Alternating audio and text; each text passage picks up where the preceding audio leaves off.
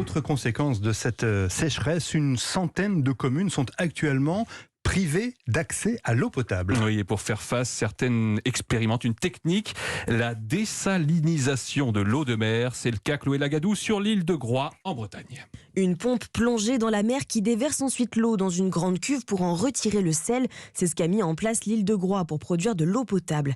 Avec l'arrivée des vacanciers, la population double et les réserves d'eau s'épuisent, explique Fabrice Loher, président de Lorient Agglomération. On savait qu'on avait de l'eau à peu près jusqu'à la mi-août et après, très concrètement, il n'y avait plus d'eau potable disponible sur l'île de Groix. Et notre unité de dessalement de l'eau de mer va nous apporter 500 mètres cubes justement supplémentaires jour. Ça nous permettra de passer tous les étés sans problème. Une solution de dernier recours donc pour l'île de Groix.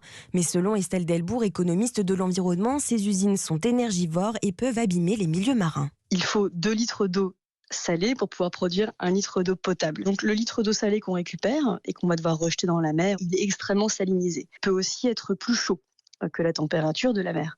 Donc quand il va être rejeté, il peut temporairement aussi bien chauffer l'eau ambiante, aussi bien ramener une quantité de sel telle que toutes les espèces vivantes qui sont autour de ça en subissent les effets. Et la spécialiste précise que recycler les eaux usées reste la meilleure solution pour pallier les conséquences de la sécheresse. Un reportage de Chloé Lagadou.